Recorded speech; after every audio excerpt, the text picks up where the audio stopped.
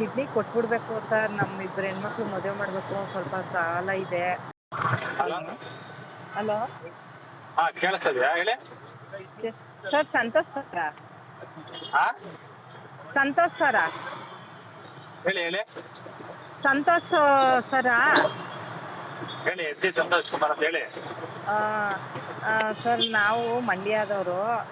ಹಾಂ ಮತ್ತು ನಮ್ಗೆ ಸ್ವಲ್ಪ ಇದು ಒಂದು ಕಿಡ್ನಿ ಕೊಟ್ಬಿಡ್ಬೇಕು ಸರ್. ನಮ್ಮ ಇಬ್ಬರು ಹೆಣ್ಮಕ್ಳು ಮದುವೆ ಮಾಡಬೇಕು, ಸ್ವಲ್ಪ ಸಾಲ ಇದೆ.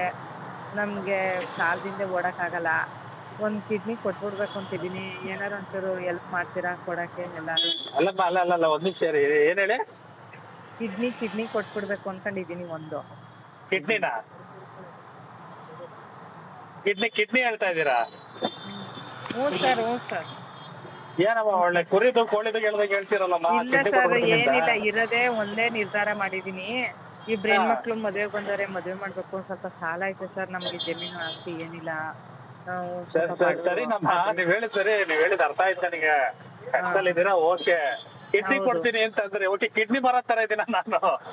ಅಲ್ಲ ಮಾರೋ ಥರ ಇದ್ದೀರಿ ಅಂತ ನಾನು ಹೇಳ್ತಾ ಇಲ್ಲ. ನಿಮಗೆ ಸ್ವಲ್ಪ ಗೊತ್ತಿರುತ್ತೆ, ಪರಿಚಯ ಇದೆ. ಅಲ್ಲಮ್ಮ ಸರಿ, ಈಗ ಒಂದ್ ಹೇಳ್ತೀನಿ ಕೇಳ್ರಿ. ನಮ್ ದೇಹದ ಅಂಗಗಳನ್ನ ಆ ತರ ಮಾರ್ಕೊಳಕ್ಕೂ ಬರಲ್ಲ ಯಾರುನು. ಮಾಡಲ್ಲ ಅಲ್ಲ ಸರ್, ನನ್ಗೆ ಪ್ರಾಬ್ಲಮ್ ಇದೆ ಅದ್ರ ಮೇಲೆ, ಅದಕ್ಕೋಸ್ಕರ. ಕರೆಕ್ಟ್ ಅಮ್ಮ, ನೀವ್ ಹೇಳಿದ್ ನನಗೆ ಅರ್ಥ ಆಯ್ತು. ಬಟ್ ನಾನ್ ಹೇಳೋದಕ್ಕೆ ಕೇಳ್ರಿ. ನೀವು ಕಿಡ್ನಿ ಕೊಡ್ತೀನಿ ಅಂತಂದ್ರೆ ನೀವೆಲ್ಲಾರು ನನಗೆ ಹೇಳ್ದಾಗ ಹೇಳ್ಬಿಟ್ಟಿರ, ತಗೊಂಡೋಗಿ ಜೈಲ್ಗೆ ಹಾಕ್ಬಿಡ್ತಾರೆ. ಏನಿಲ್ಲ ಸರ್. ಇಲ್ಲ ಅದು ಕಾನೂನಲ್ಲಿ ಇಲ್ಲ ಆ ತರ. ಹೌದಾ?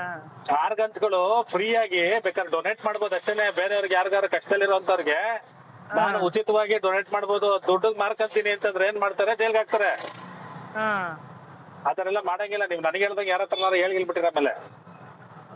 ಸರ್ ಇಲ್ಲ, ಸ್ವಲ್ಪ ಕೇಳಬೇಕು. ನಿಮ್ಗೆ ಸ್ವಲ್ಪ ಗೊತ್ತಿರೋರು ಇರ್ತಾರೆ, ಏನಾದ್ರು ವ್ಯವಸ್ಥೆ ಮಾಡ್ತಾರೆ ಸಹಾಯನ ಅಂದರೆ ನೀವು ಹಿಂಗೆ ಅಂದ್ಬಿಟ್ರಲ್ಲ ಸರ್. ನೋಡ್ರಿ, ನಾನು ಕಷ್ಟದಲ್ಲಿದ್ದಂಥವ್ರಿಗೆ ಬ್ಲಡ್ ಬೇಕು ಅಂದ್ರೆ ಬ್ಲಡ್ ವ್ಯವಸ್ಥೆ ಮಾಡಿಸ್ಕೊಟ್ಟಿದ್ದೀನಿ.